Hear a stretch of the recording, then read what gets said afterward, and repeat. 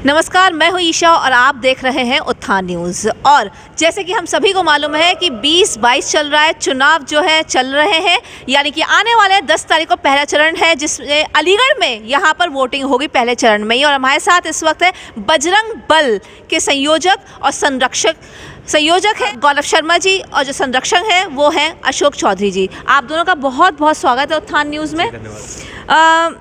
Sir, पहले तो हम आपसे जानना चाहेंगे कि बजरंग बल क्यों कहा जाता है? बजरंग दल जहां तक है हमने सुना है, तो बजरंग बल कैसे? देखिए, राष्ट्रीय स्वयंसेवक संघ का एक युवा संगठन है बजरंग बल, और बजरंग दल विश्व हिंदू परिषद की युवा विंग है। अभी पिछले समय में अगस्त में विश्व हिंदू परिषद की पूरी जो कार्यकारिणी है हरिगढ़ विभाग की, वो भंग कर दी गई।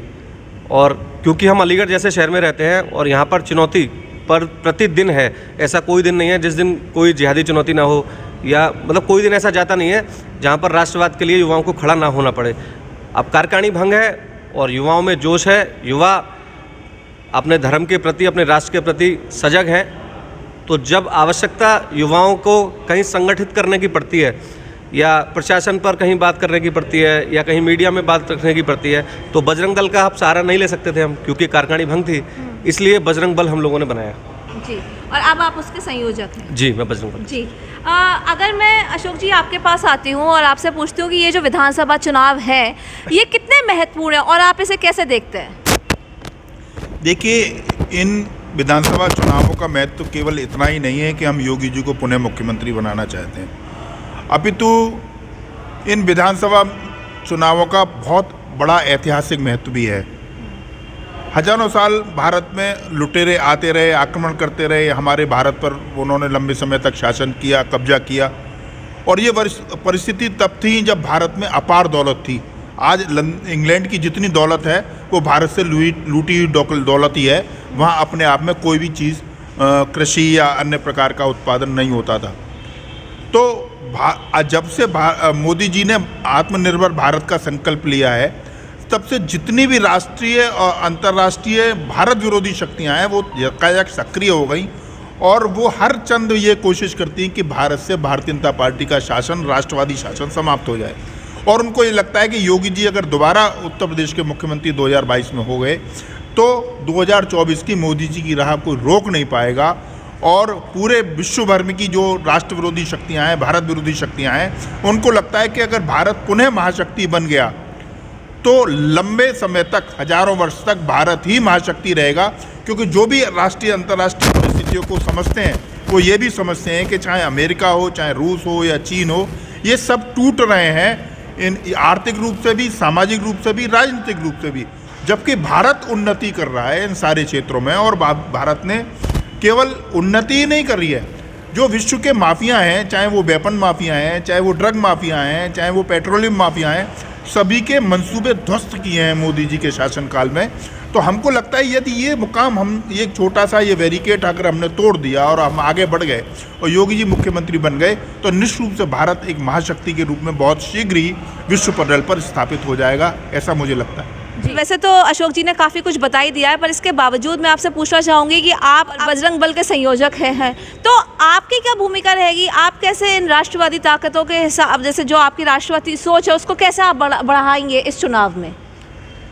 देखिए, मैं और बजरंग बल से जुड़ा हर युवा, हमारा केवल एक ही प्रयास है, और प्रयास नहीं, हमारा संकल्प है। हम घर से संकल्प लेकर निकले हैं कि आगामी 2022 का जो चुनाव है, हम पूरी ताकत के साथ भारतीय जनता पार्टी को लड़ाएंगे। और हमारा एक ही उद्देश्य है, उत्तर प्रदेश में पुनः मुख्यमंत्री के रूप में योगी आदित्यनाथ जी को देखा जाए। और उसका कारण है क्योंकि 2024 में जो मोदी जी का रास्ता है वो बिना उत्तर प्रदेश को क्लियर करने नहीं निकल सकता। अगर यहाँ कुछ गड़बड़ हुई तो 2024 में बड़ी गड़बड़ हो जाएगी। और हमारा जो मेन टारगेट है वो 2024 में पुनः मोदी जी को स्थापित करना है, और उस टारगेट को पूरा करने के लिए हमें योगी जी को दोबारा 2022 में मुख्यमंत्री बनाना है, और हम पूरी ताकत से लगे हैं। अभी लगातार हमने सभी क्षेत्रों में जनसंपर्क किया है, और मुझे इस बात को कहने में बड़ा गर्व महसूस होता है कि जिन क्षेत्रों में शायद भारतीय जनता पार्टी भी जनसंपर्क के लिए नहीं गई, मेरे कार्यकर्ताओं ने उन क्षेत्रों में भी जनसंपर्क किया। और क्योंकि हम लोग लगातार धर्म, देश और राष्ट्र की लड़ाई लड़ते आए हैं, और सबसे बड़ी जो हमारे संगठन की मुझे लगता है खासियत है वो है कार्यकर्ता का सम्मान।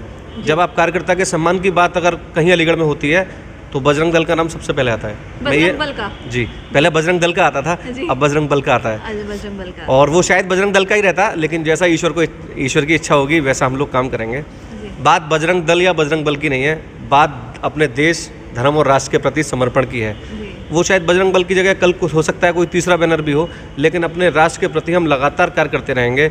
और कार्यकर्ता का सम्मान सर्वोपरि है, और उसी का नतीजा है कि जिन क्षेत्रों में शायद भाजपा के वॉलंटियर्स भी नहीं गए प्रचार करने के लिए, वहाँ हमने जनसंपर्क किया, और जो वहाँ के बुजुर्ग थे 60 साल, 65 साल, 70 साल, उन्होंने कहा आशीर्वाद देकर कि पहली बार गौरव हमारे पास आया है किसी काम के लिए। हम देते नहीं थे वोट भाजपा को, हम कांग्रेस को देते थे या हम बसपा को देते थे, लेकिन इस बार हम 100% भारतीय जनता पार्टी को वोट देंगे। और मुझे और मेरे कार्यकर्ताओं को बहुत खुशी हुई कि चलो हम कुछ नया कर रहे हैं जी, और इसी उद्देश्य से हम लगातार लगे हैं।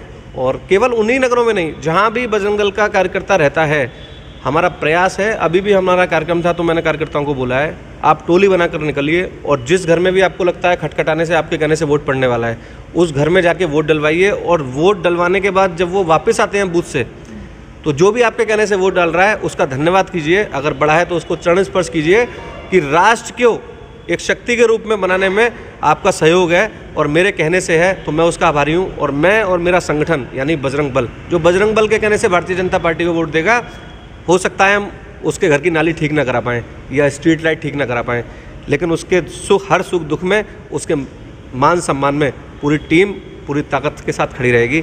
और हम करते आए हैं और करते रहेंगे, ये रुकने वाला नहीं है। जी जी।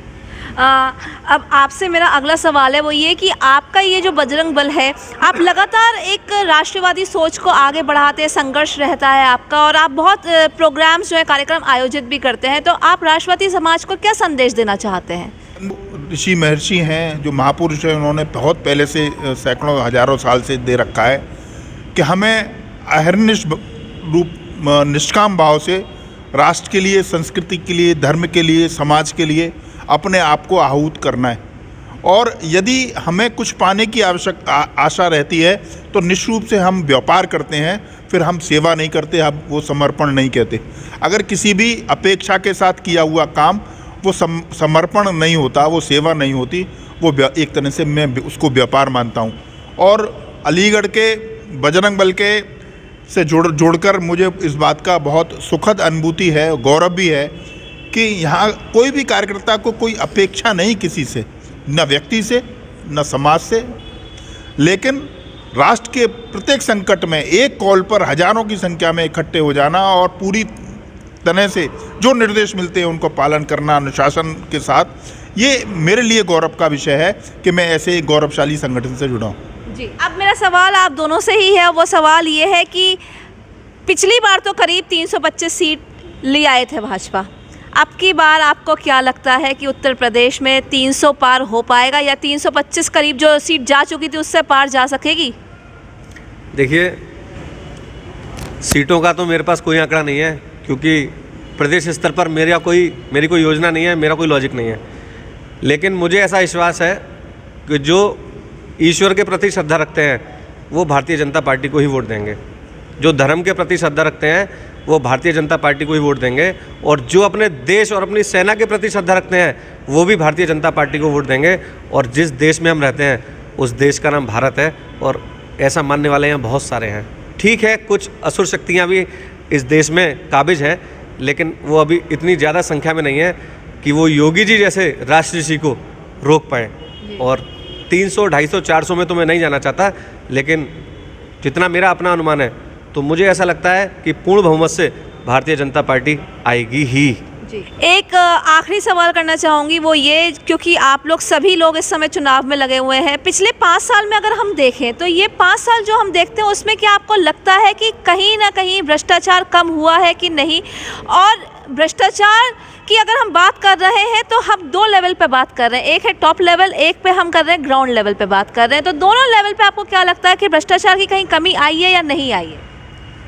देखिए, जहाँ तक आदरणीय योगी जी का प्रश्न है, योगी जी ने अपना 100% इस प्रदेश के विकास के लिए, यहाँ के अपराध की रोकथाम के लिए, माफियाओं पर कार्रवाई के लिए, जो बलात्कारी थे या लव जिहाद के कामों में लगे थे, ऐसे धर्मांतरण के काम में लगे थे, ऐसे उन लोगों को नियंत्रित करने के लिए लगाया और देश को जितना भी अधिकतम सुशासन हो सकता था उनको देने के प्रयास किया।